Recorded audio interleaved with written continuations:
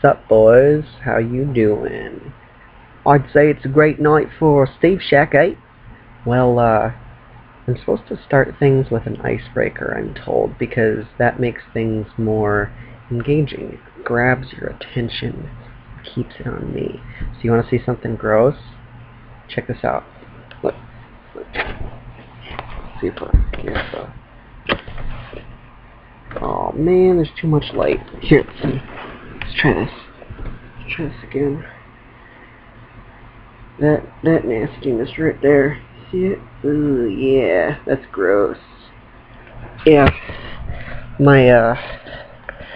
I'll keep you updated on what it is. It's been there for about a week. First I thought it was spider bites, and then when it got bigger, I decided it probably wasn't that. So, the leader in the clubhouse now, according to a medical professional, is it might be impetigo, which sounds cool. I don't know. Justin, what is it? Okay, let's get to fantasy football.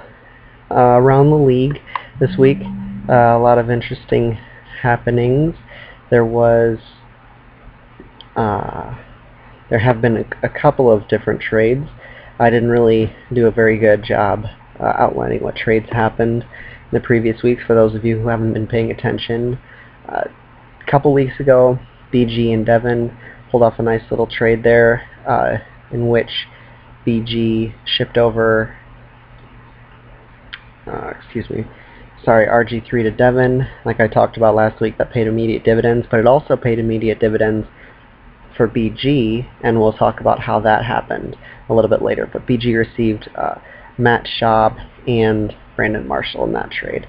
Also, I've had two trades in the last 2 weeks. One in which I sent a waiver wire pickup, Ryan Williams, immediately over to Jesse and received Antonio Gates.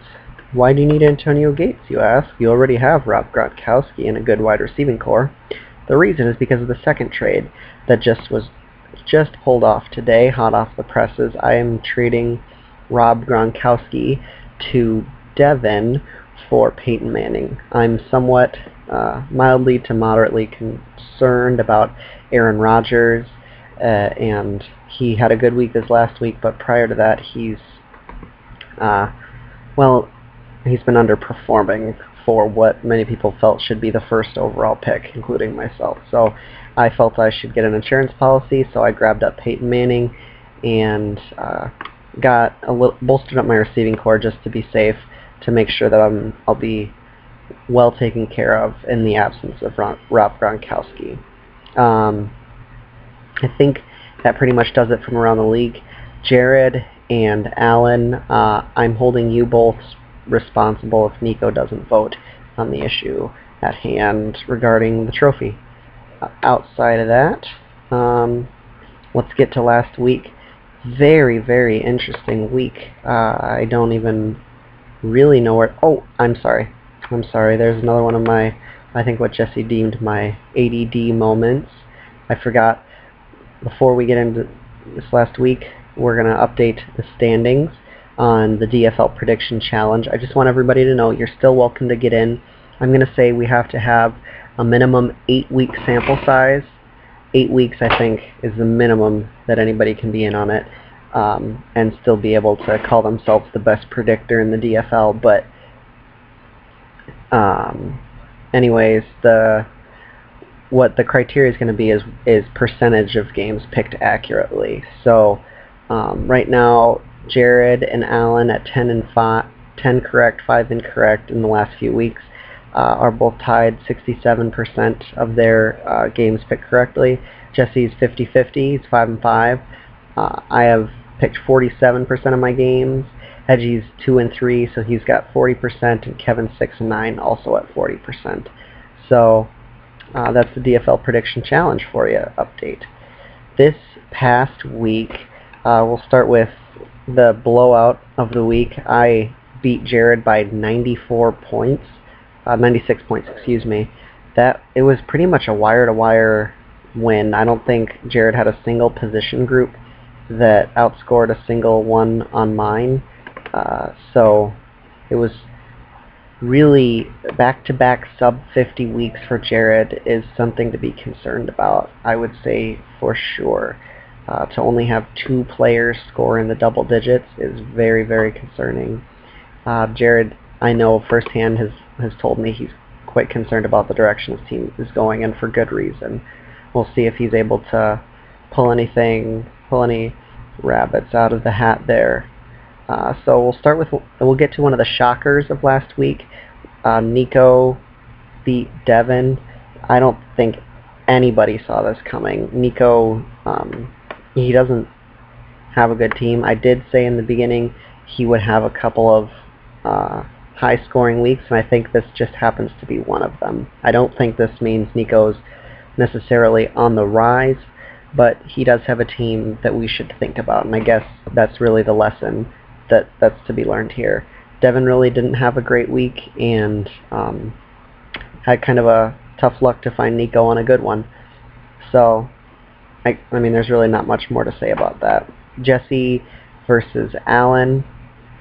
Very good game here. Surprisingly low scoring out of this. Jesse, after opening up with a pretty decent win against me, is finding, I think, that his team is very mediocre, and I'm curious what he's going to do, or if he can do anything to right the ship, or if it just is really a matter of some players performing the way they need to, and maybe that'll fix it. But as it stands right now, Jesse hasn't even capped 100 yet, and that is problematic, I would say, for his team.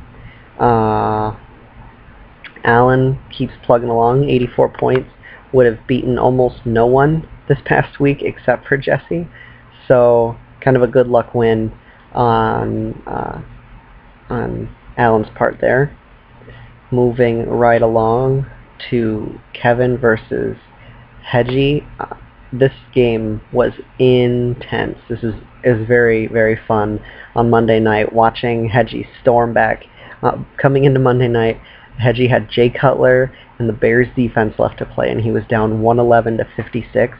The game ends up being 111 to 104. 1 touchdown away Hedgie was from coming back from 56 points down.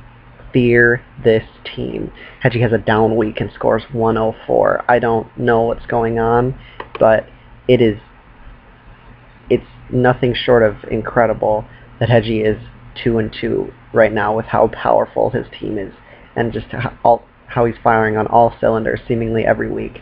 But Kevin quietly moves along and gets himself up to 2-2, keeps the blue division really close throughout, so that helps, I guess, really everybody. GOT dubs last week in the Initials Bowl. That was also a very intense game. On Monday night, it was going back and forth with Miles Austin scoring a touchdown, Brandon Marshall then scoring 2 touchdowns to take back the lead for BG, ending in a BG very strong 123-116 victory. Nothing to be ashamed of if you're Justin on this one. He beat almost anybody. He beat everybody except for 2 teams in the league last week, but just, I guess, it wasn't your week, and there's nothing you can do about that. So, honestly, though, I mean, really great week all around to have 6 teams score over 100. I mean, I don't think I can remember a time when half the league was over 100 points. Or, excuse me, over half the league was over 100 points. And really only one team scored less than 60. So kudos to everybody on, really, I mean, that just shows how hard everybody's working, how well everybody's done so far, how well everybody drafted. Just all around good work guys. Alright, moving on to week 5. Some very interesting matchups. I'm dubbing this week the comeback week, the week of the comeback. It has been immensely hard for me to decide what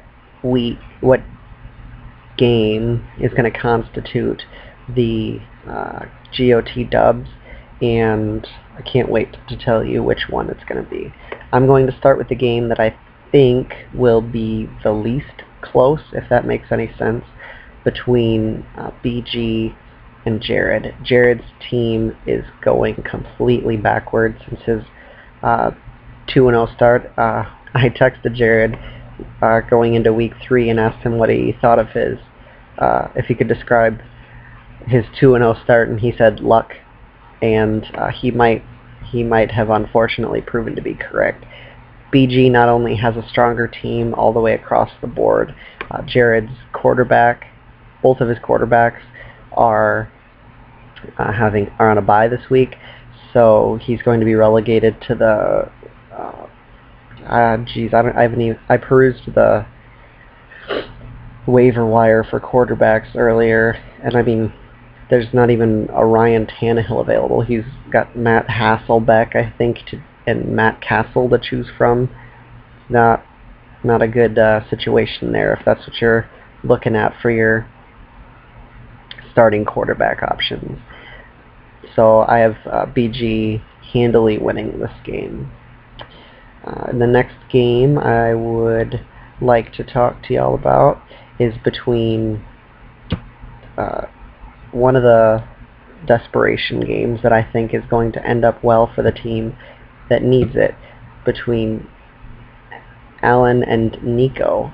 Alan has kind of a snake-bitten weekend, I think, because of the fact that he has to start 3 tight ends, just because of a lot of untimely bye weeks for his wide receiving core.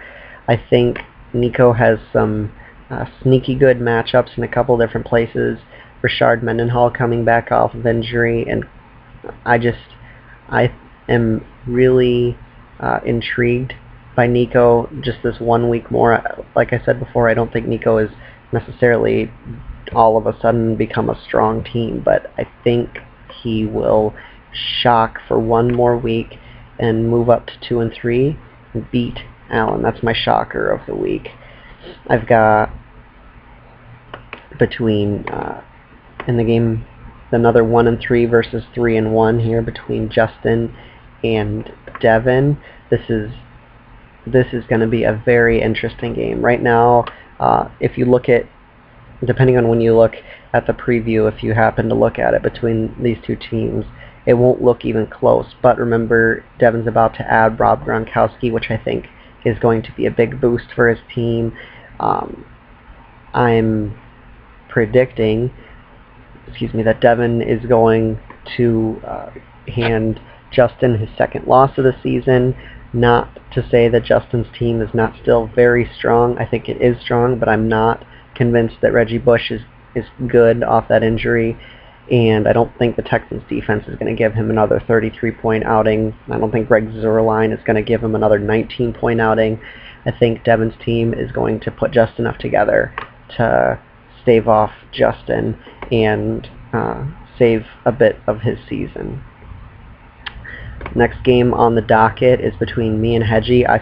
My team finally exploded last week for 145 points, and I have a really good feeling about my team again this week. I think things are really on the up and up for me. I hope so. 145 points. I'm really hoping that wasn't a fluke. And Hedgie's team, rock solid. I am deathly afraid of fear this team, but I don't know. I like my wide receiving options just a little bit better, and I like the matchup of Aaron Rodgers against Jay Cutler. So for those 2 reasons, I'm going to give myself a slight edge in this game and put myself at 2-3, making Hedgie the most dangerous 2-3 team ever. Finally, Jesse versus Kevin. Jesse's in full-on desperation mode, and I think that he is going to find a way to pull this out.